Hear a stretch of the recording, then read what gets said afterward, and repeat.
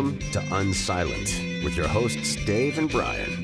This is not another current events podcast. We're digging deeper, diagnosing, and discussing what's really going on today, how we got here, and providing observations for future generations. Welcome to Unsilent. We're Brian and Dave. Let us know where you think we got it right and where you think we got it wrong, which you can do by going to unsilentpodcast.com. You can visit us on Rumble, Facebook, or other social channels, and anywhere. We'd love to hear from you. So let's get into it. What would you like to chat about today, Brian? Well, I got a few things, and the first is I'm going to go down the kids these days path, because now that I'm in my 50s, now you're an old dude. I can do that, and nobody will wonder why this guy who looks like an old guy but isn't really an old guy is doing that. But now I'm officially a pentagenarian, so I can do the kids these days stuff. Anyhow, I was over the weekend. There was college protests going on, and young people with their list of demands, and they wanted vegan this and bottled water because tap water is not suitable, and like all this stuff they're demanding, right? And one of the things that's being tossed around is this idea that we should lower the voting age to 16. And I don't know if I was grumpy. I don't know. I don't consider myself to be a grumpy person, but it just kind of hit me wrong. And I was like, here are 18 to 22-year-old kids in college with their list of demands. And I thought, like 100 years ago, before the voting age was 18, it was 21. Right. And 100 years ago in 1924, your average, not wealthy, but your average American probably started working around what age do you think, Dave? What would you spitball the average blue collar? Again, there wasn't higher education, there wasn't IT positions. Like you were either a farmer in machinery of some sort, agriculture was a big thing, mining, working in a factory. Yeah, factory, that kind of stuff. Or you went to college and became a teacher or a banker or something like that, right? Or an accountant. Well, I would guess in those days, that was before child labor laws, et cetera. Yeah. And so I would guess in the, mid-teens, maybe. Yeah. Probably so 15. I was thinking like, 14, like 15, maybe. Like, most males did not see their senior year in high school, like before they started working the family farm or whatever, right? Yeah. And so I was thinking, okay, 100 years ago-ish, give or take, the average person would have been working from the age of 14 to 21, paying taxes before they got to vote on what our taxes should go to and how much money should be transferred from one income class to another via taxation and benefits and all that kind of stuff. Right. And I thought, it seems to me like that's an important factor, that instead of talking about lowering the age of voting, maybe we should be raising the age of voting until you can't vote until you've had 5 years of paying income taxes. How about that? And for some, that might mean you'd be voting at 20, and others maybe not until they're 43. Well, and others, they would never vote because a sizable chunk of the population never ends up paying any income taxes. I mean, the wealthiest people pay all the income taxes. That's very unpopular to say, but it's true. Well, you can't say it in some circles for sure. And math is not allowed to support your case, by the way. Well, no, math is very colonial. Very, very, it's a colonialist plot. So, So anyhow, I had my old man get off my lawn moment this weekend as I was thinking about how instead of lowering the tax or the voting age, we should raise it, because in keeping in the spirit of how the ages were developed, like, again, a third of a person's life would have been spent paying taxes before they got the privilege of voting. And now people vote years before they ever pay a penny of tax. And that just seems, I heard a great argument 4 or 5 years ago when the pandemic was happening, or so it's been 4 years ago, talking about, how we need to have, there's always this saying, like, we need to have compassion for people. Like, that's one of the arguments for having the open borders, having compassion for the people coming.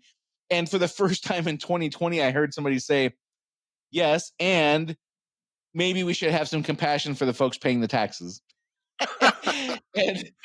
and I just thought, like, you can't have that perspective unless you've actually paid taxes yourself. So I don't know. Again, I know it sounds like a grumpy old man kind of Well, thing, but I think there's several things with that too, Brian. I mean, so there's that. There's also the notion, you hear in sort of this left-right thing that if you're young and you're not liberal, you don't have a heart. If you're old and not conservative, you don't have a brain. right.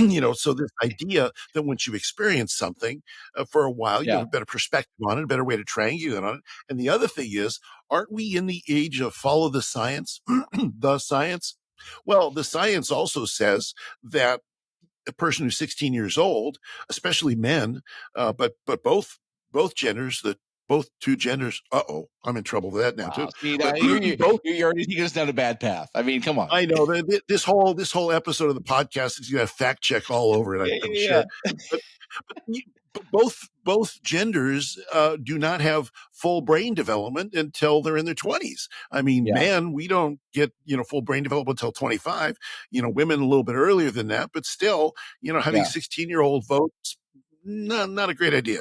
No, I would agree. Anyhow, so and also just for Kenny G listening, 70 years from now, and for those of you new to the podcast, part of what Dave and I are doing is chronicling what this moment in time is like for people in future generations. We talk about Kenny G. We're talking about a middle-aged guy who's living around the year 2090, or you can call Kenny Jane, and she's a middle-aged woman living around that time who's going to be facing similar kinds of problems, Dave and I suspect, in their time as we are facing now. So, along the lines of chronicling what this moment in time is like, aside from my get off my lawn moment, there's a few phrases I think that are important to relay to Kenny G in his time, that these won't mean anything to him probably by the time he hears this, if ever.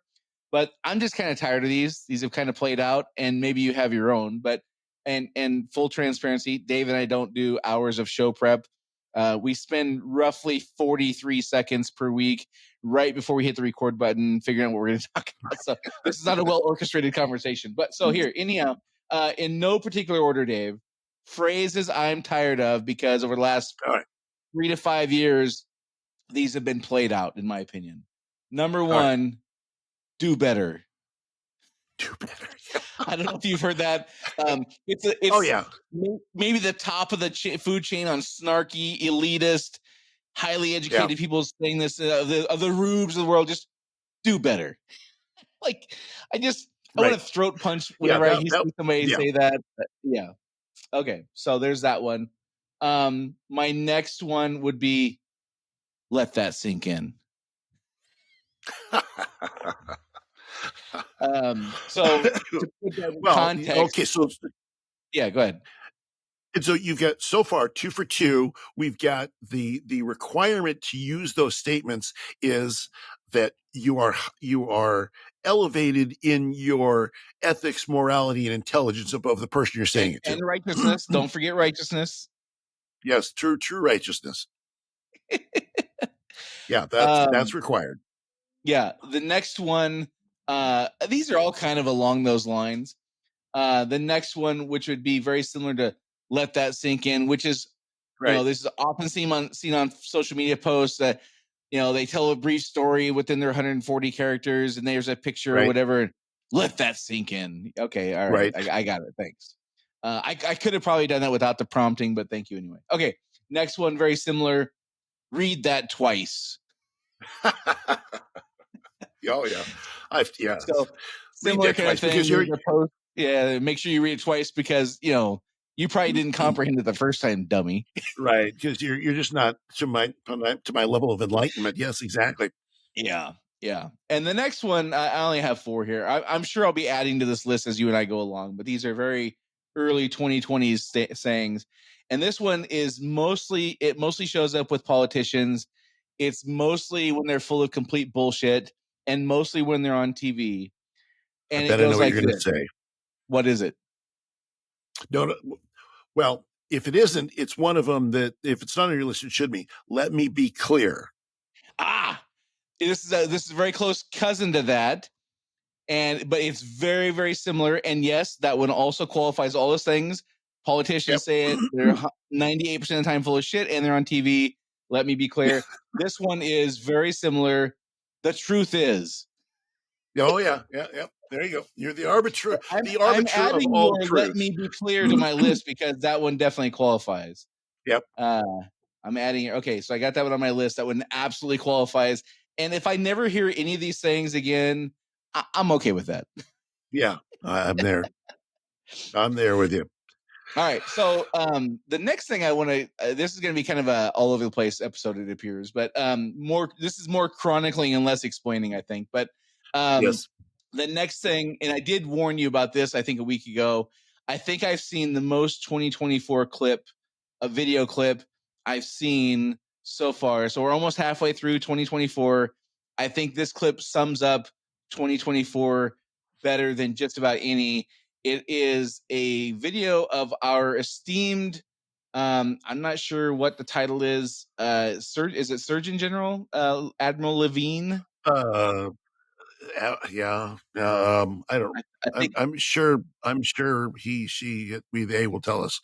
it's okay. Yeah. So this I think epitomizes how people talk in elitist government positions better than anything I've seen so far. So here you go. Hello, I'm Admiral Rachel Levine. This Black History Month, I'm pleased to partner with OMH in advancing better health through better understanding for Black communities. Climate change is having a disproportionate effect on the physical and mental health of Black communities. Black Americans are more likely than white Americans to live in areas and housing that increase their susceptibility to climate-related health issues. And 65% of Black Americans report feeling anxious about climate change's impact. Through our Office of Climate Change and Health Equity and the Office of Environmental Justice, we're working with providers and community leaders to identify innovative approaches that empower communities to address the health consequences linked to climate change.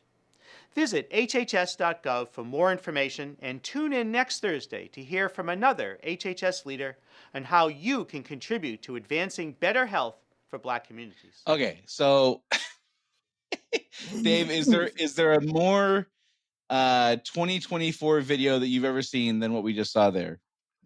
Well, as we were going through the video, I was checking off things, that the Admiral was talking about. So we start off with either race or climate change. So we got race, we got climate change, we got white people bad. That's just generally there. Yep. We've got social justice.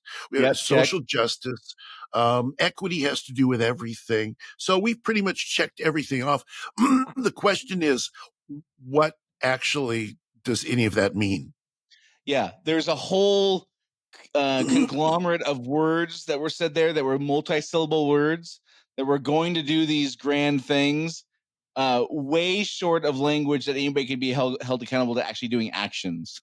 Well, yeah, I guess that's my question is if we're trying to improve the health of Black people, which is a laudable goal, and I'm down with that. I'm there all day, every day. That's great. Let's do that.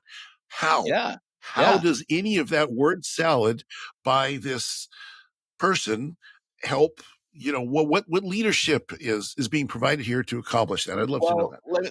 Maybe but we are going to hear from another leader next week. Let me recap, and maybe this will help clear things up for you. I think you missed the detailed part that really is going to help move the needle.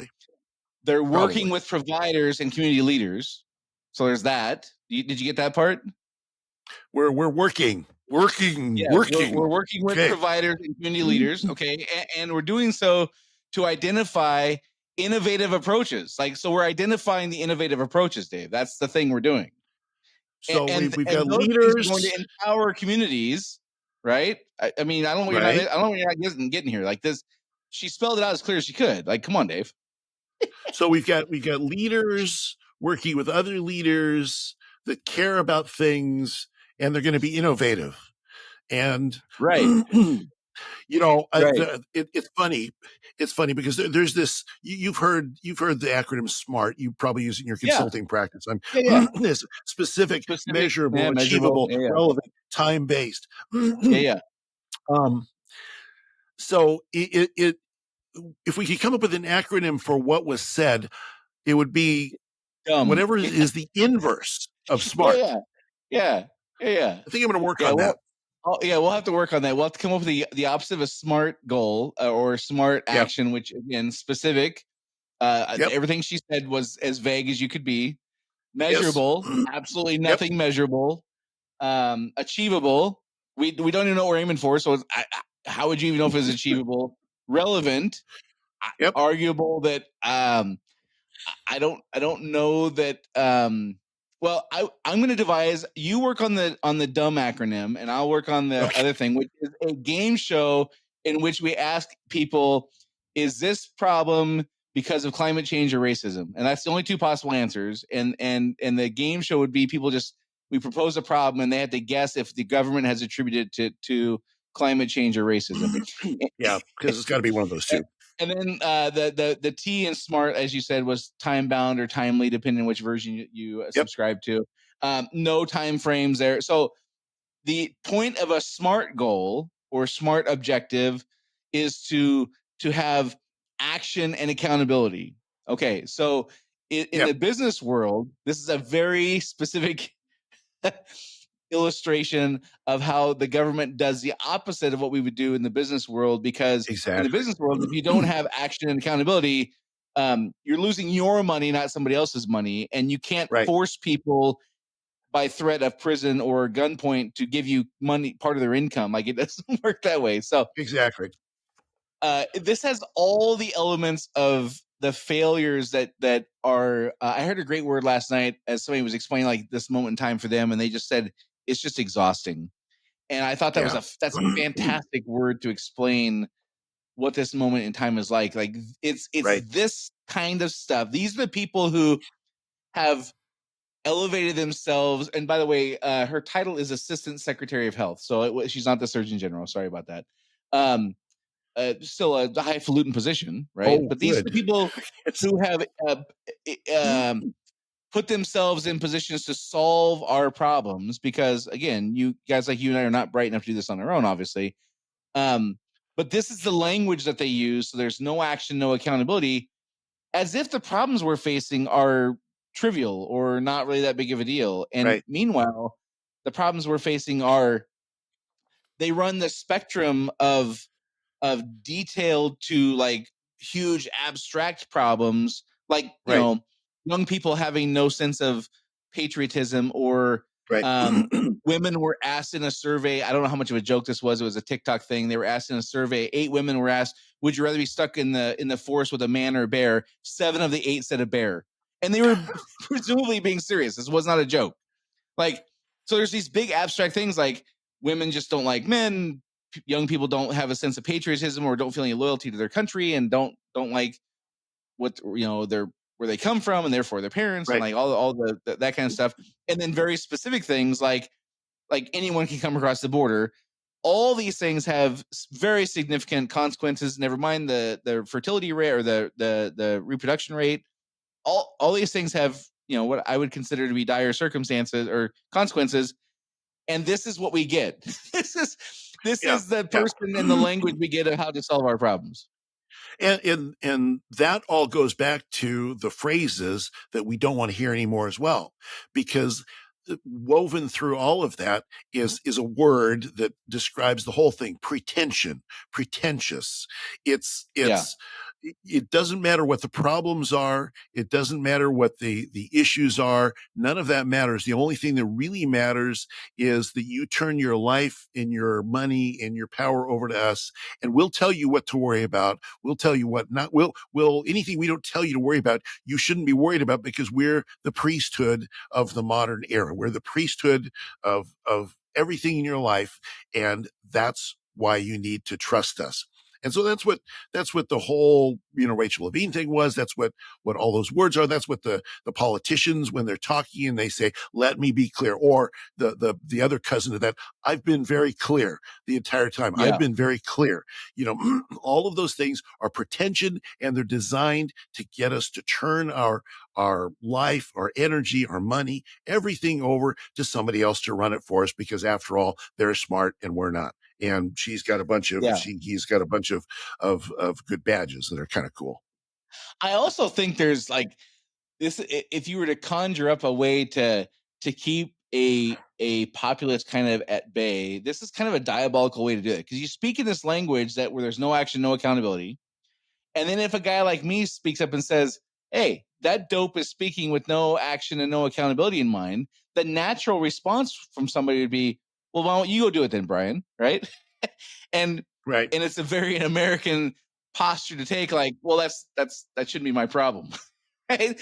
So ultimately, as you and I talked about many times before, this comes back to, like, we as the society have put this system in place, and at the same time, two things are happening. I'm just a man, and I'm singularly, what can I do to overcome this?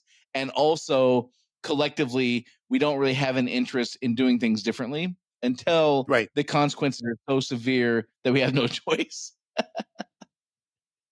Well, and this does remind me of another period in ancient history and in long ago medieval history.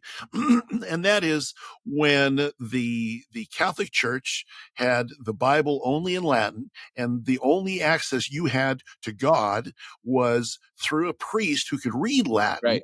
because it's too complex for you peasantry to actually read. Right. And when finally there was a rebellion against that notion, which, Martin Luther and the Wittenberg door, and he nailed up his 95 thesis and all that, some really significant pushback against that happened. We know of things like the Inquisition and lots of nasty things that were done when those that are in power are threatened. So that's essentially what you have with, to a great extent, the bureaucratic state.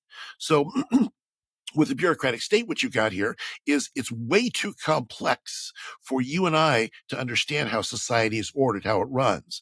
Because can you describe the top 5 things that HHS does and why they need an assistant director and an executive director and a cabinet? Can anybody explain all of that?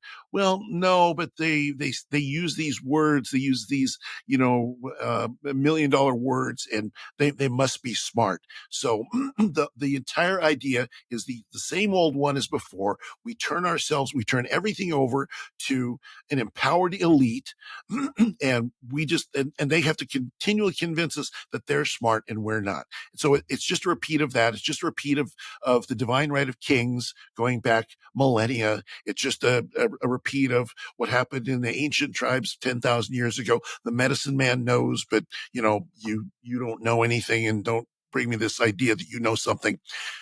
It's a consolidation of power, a uniquely human way of treating the world.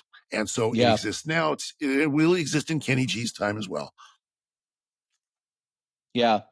I was also, I'm just kind of going through a list of things that have occurred to me over the last couple of weeks. So again, this is not in any particular order, but I was listening to a podcast about history, and they were talking about, different eras where kings would like go conquer. That was what they were about. And other times they just like got paid and collected taxes and like whatever, and I was just, listening to them talk about kind of our history, in pre-World War II.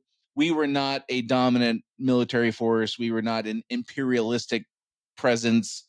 We had colonies and stuff like that, but we were not the United Kingdom. Like, we were not Rome. We weren't that. And now we kind of are. Now we're this, we have a desire to impose our will upon nations, whether or not, we are seemingly fans of deciding who gets to be in charge in other countries and who's not. And the entity that's doing this is, of course, the CIA, right? And before the CIA, we didn't have this kind of imperialistic bend, right? And since then, now we do. And the thing that I've kind of been thinking about is what is different about having the CIA versus not having the CIA is there were checks and balances before the CIA for virtually all kinds of, policy decisions, and politicians were to blame if we had a foreign policy that didn't work out, then people got voted out, but it I'm sure things were done in secrecy. I'm not so naive as to think that everything was like super transparent. I'm not saying that at all. But there was checks and balances. So then you introduce the CIA, who has this black budget, and like 25% or whatever percent of the money that goes to them is just never accounted for. Like, we can't know, the people we elect can't know. And then what do you know? We become this kind of imperialistic country that thinks it's now our responsibility and we have the authority to go decide who gets to be a dictator where. And if you're our dictator, that's cool. If you're not our dictator, that's not so cool. And right. do you think that is causation or correlation? I think it's probably, well, okay. So I would add one other component into that as well. So I would say yes, in terms of like the foreign adventurism that and the what we do around the world in other countries and our involvement is both that CIA type component, and it's also an economic hegemony, where we're an imperialistic hegemony, which means that the world operates on our currency. So those two things together are what really creates the control in the world. And I think it's causative of the things, of the actual outcomes that we see across the planet, and it's correlative to our post World War II success militarily and economically.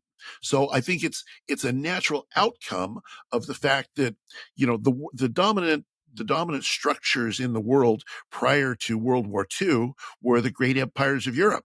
I mean, you had the first half of the 20th century saw the great empires that had the kings, it's the age of empires and kings.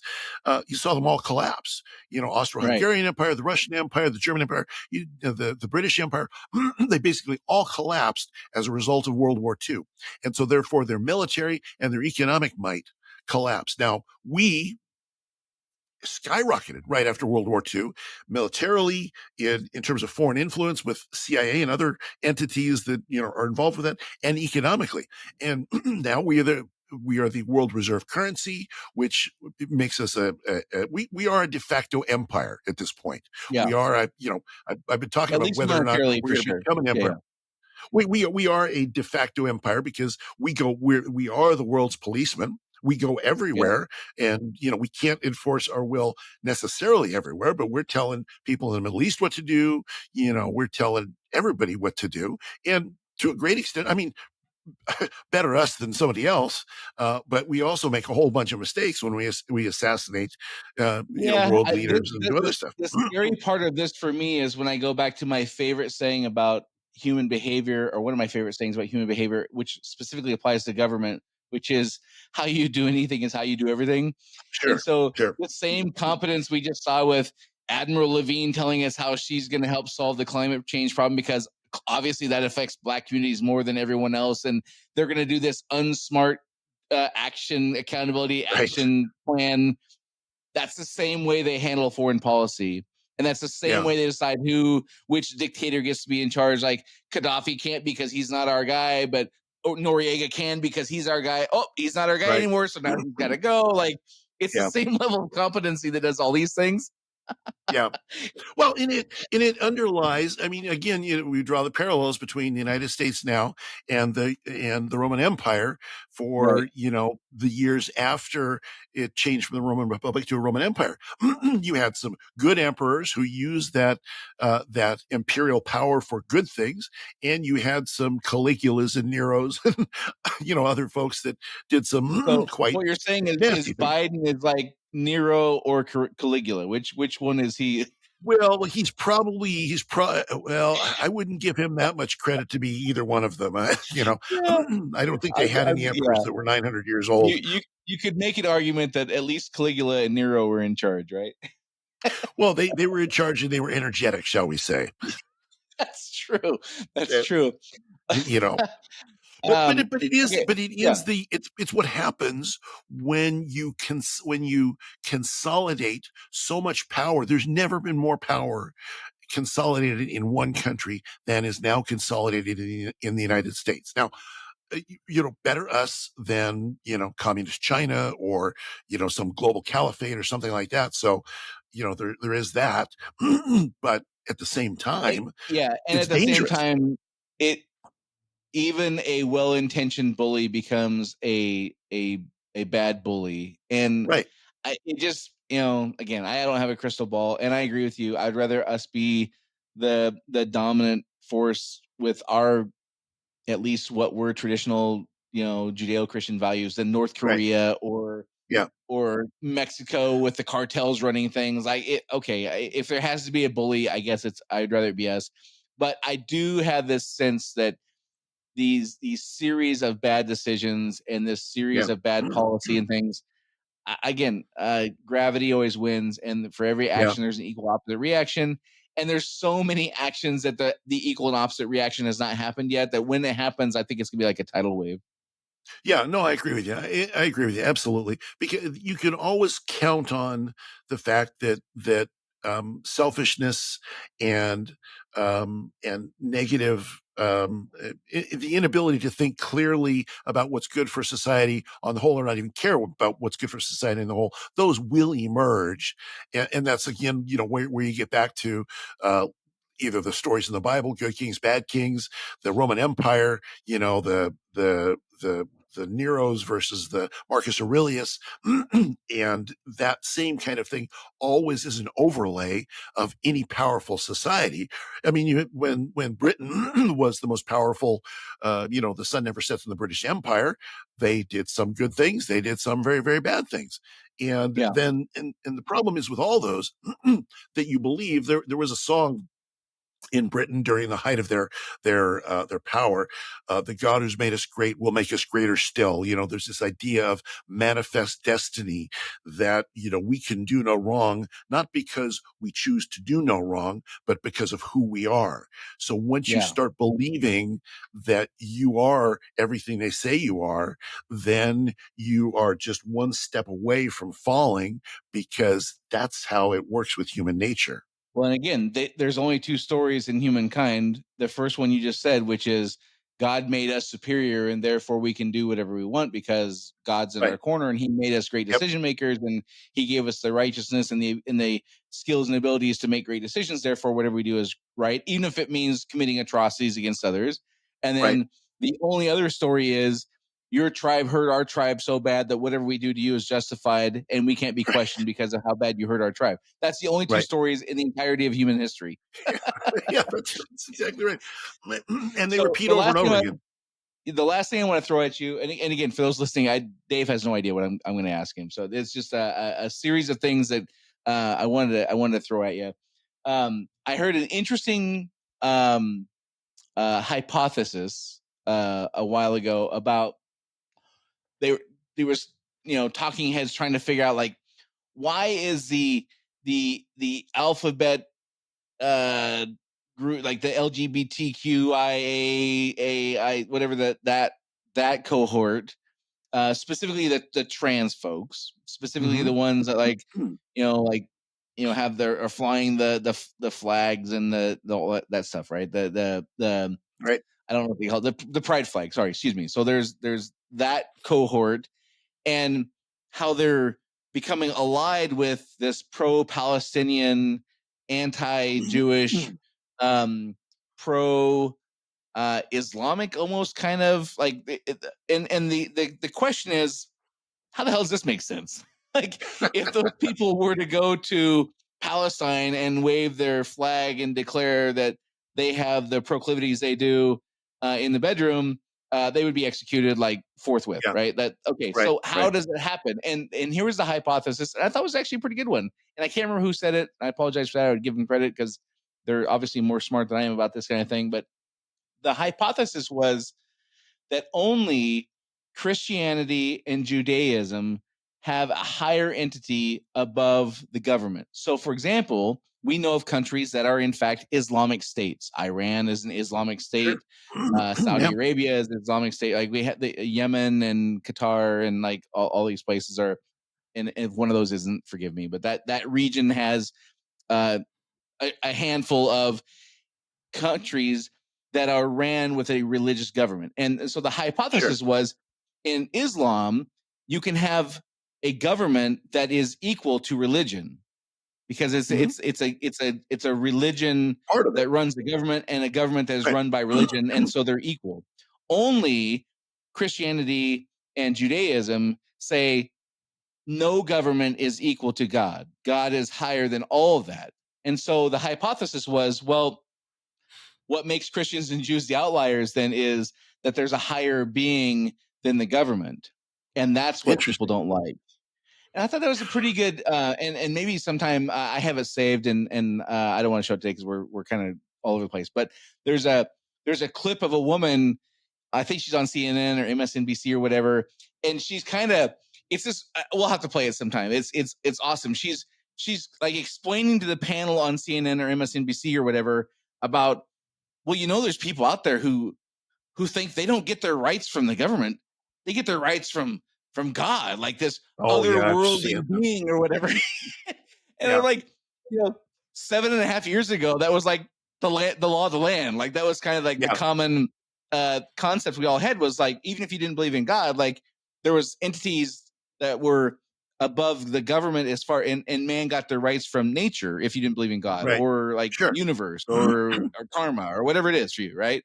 Yeah. But now there's this thing where no, government has to be the highest position in the pecking order, or we got problems. And therefore, the Islamic State folks who want to impose Sharia law are now bedfellows with the trans community, because they all want this government, the government to be, the rights are derived from the government, not from a creator or a higher power. What do you think of that theory? I think that's pretty close to spot on. And I think you then got to peel back one more layer of that onion and say, okay, well, and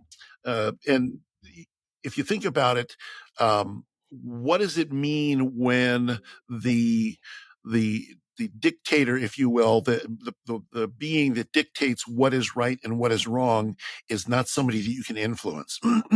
It means that you have some level of responsibility to behave or to operate in the world according to somebody else other than yourself. Yeah. And the ultimate, so if you look at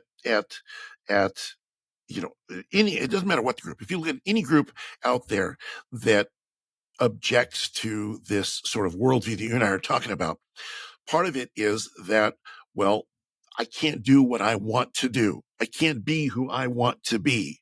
And I can't force other people to be what I want them to be, because there's this higher authority than me. Now, if that higher authority is government, then all you got to do is get involved with government, and you can make the rules. You can set the standards. You can set the terms. But if that higher authority is outside of that, is above that, then I'm not free to be whatever I want to be, regardless of whatever I want to be. In fact, I can't remember if there was one of the one of the Enlightenment philosophers. It might have been Voltaire. I don't remember who it was, but one of the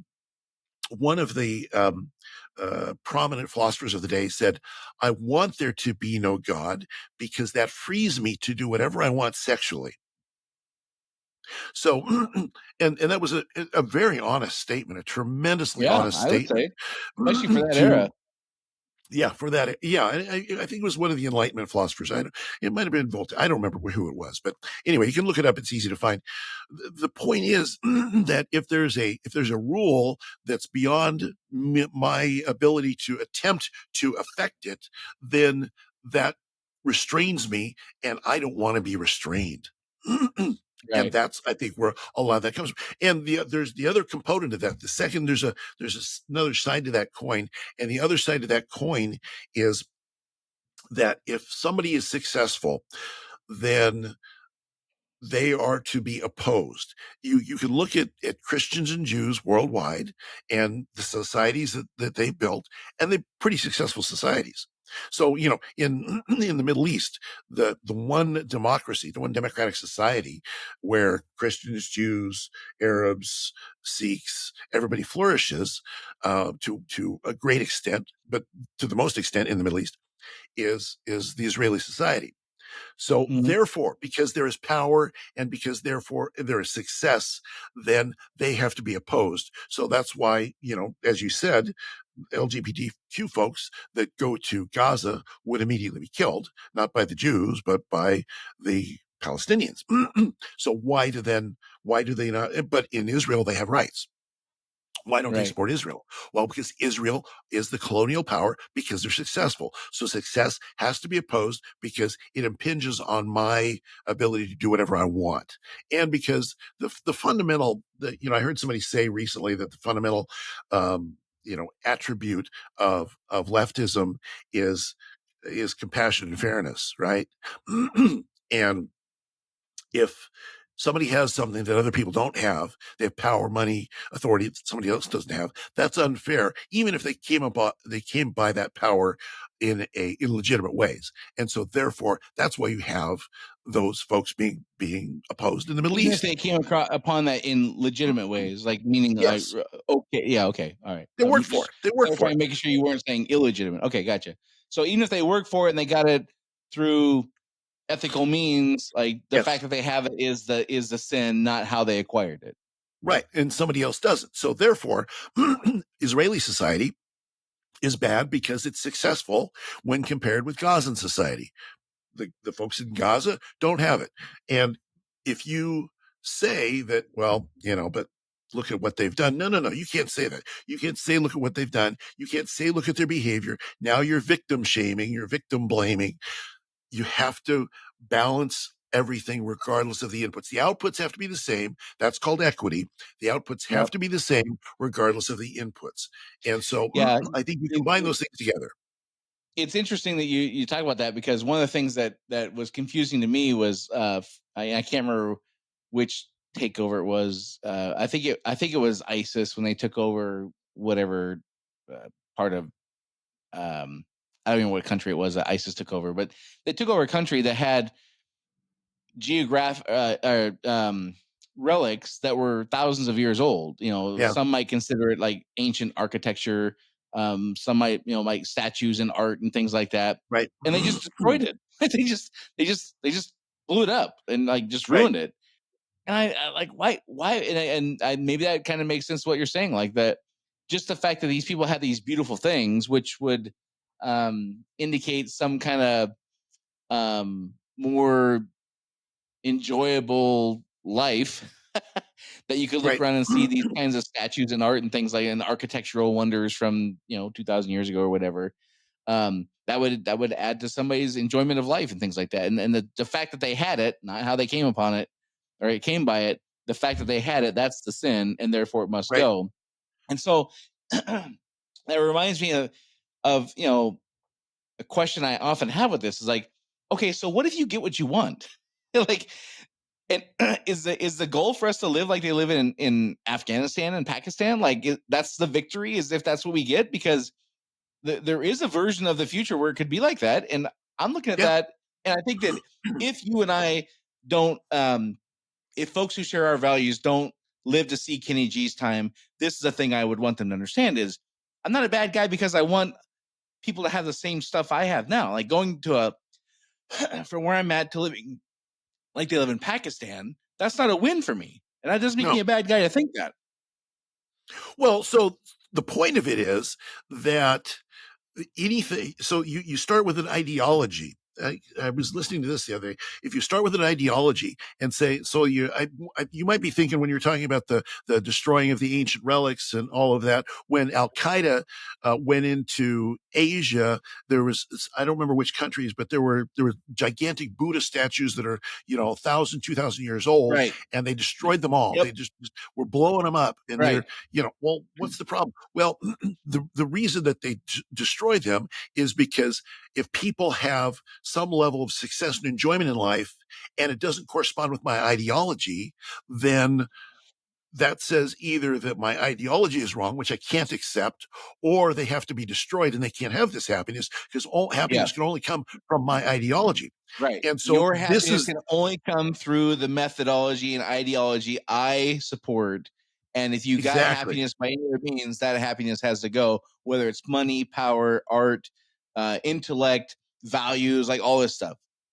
And there's an old phrase, how's it go? Beatings will continue until morale improves. You remember that one, right? Old management. I used to have a sign that said that on my desk a long time ago. Well, you know, but so here's what it is then. When that ideology becomes all important and it cannot be challenged by reality, then that's essentially what you get. So the outcome is everybody's going to behave according. Let's just take Islam for example, or radical Islam. Everybody's going to behave according to Sharia law.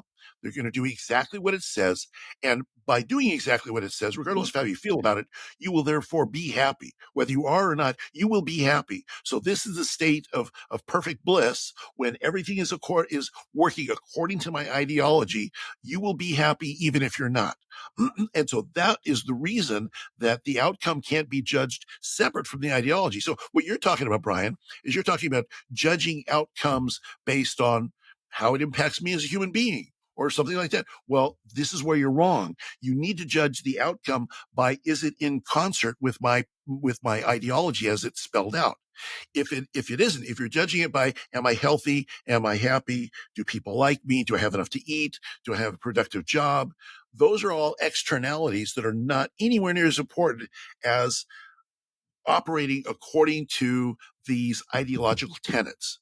But Right. normal human beings do operate by we like to be fed. We, like to not be in pain. We like to be healthy, so this is where the worldview conflict comes in. That you're painting a lovely picture of this utopian future. And I can't wait for my grandkids to be a part of this awesome society you're describing. The only problem I see is the kinds of societies you're describing, there's generally some kind of corporal punishment or caning or whipping or whatever for Death penalty. non-compliance.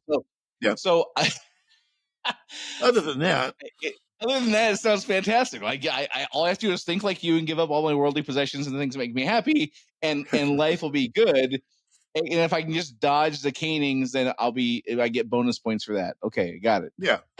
You just have to adjust what you mean by happy. Yeah. Just right. redefine your definitions. That's seriously what you're being asked to do. That is seriously what in those systems you're being asked to do, is redefine what reality is according to the ideology. Yeah. Well, now that you put it that way, it all makes perfect sense, because more words have been redefined in the last 10 years than probably the 50 years that led up to that point. Just redefining things. One of the things I'm kind of on a mission to do is find a dictionary that was published before 2008, and just look and see like how the different how words are just interpreted and intentionally used differently now. Like, my favorite one is, I gotta add that to my list, saving our democracy. I'm adding that to my list right now. That's the phrase. If I never hear again, I will be okay. Anyhow, so like democracy, like we talked a few weeks ago, like what that means now is completely different than it was 15 years ago. So my point is, in the era we're in of redefining things, I guess redefining happiness and fulfillment and enjoyment, why wouldn't we change those words? We've changed all the other stuff that leads to that, so it would make perfect sense. Because dictatorships and theocracies, so the Islamic State and Iran, they're theocracies where as you said, government and there's no white space, there's no separation, there's no gap between government and theology in those places. You in that scenario where that's at, the most important ethic is conformity. Is absolute conformity, and now that was also the most important thing in George Orwell's 1984 as well, and it's also the most important thing when you say everybody has to look and behave and be exactly the same. That's the ethic of the dictatorship. That's, you look at the 1938, 39 videos, and you look at all the Germans, and they all look the same. They all do the same things. They all look the same, Hitler's brown shirts, the whole thing. They all look the same. Conformity, regardless of your own personal needs or wants. Yeah, I heard stories. I don't know how true this is. I didn't obviously research or whatever, but I heard stories, not way back when this happened, but Kim Jong-il, when he died, there was people who were pulled out of crowds for not mourning hard enough and were caned or whipped or prisoned or whatever it was, because they weren't mourning loud enough and they weren't crying hard enough.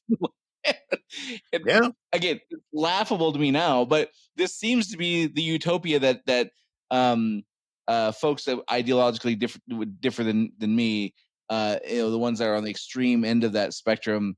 This seems to be like what we're aiming for, and that it's wild for me to wrap my head around that. Anyhow, Yep. As Dave mentioned earlier, we do want to know if you think we're misrepresenting things. We're trying to explain what this moment in time is like, and we're trying to do it to a generation that's in Generation G, hence the name Kenny G, which will be born around 20 years from now. Is that right, Dave? About around 2024 or 2044, 2040, 2050. So, if you think we're misrepresenting things, we covered a handful of topics today, so there's plenty of room for disagreement, I'm sure. Yeah. Oh, yeah. A great place to do it is on Rumble. The comment section there in the videos is awesome. You can go to unsilentpodcast.com, of course, as well. And other than that, I think we covered a whole bunch of stuff explaining what 2024 is like. So until next time, this is Dave and Brian signing off. See you next week. Do you want to be Unsilent? Make your voice heard on our social media channels and share where you think we got it right or wrong.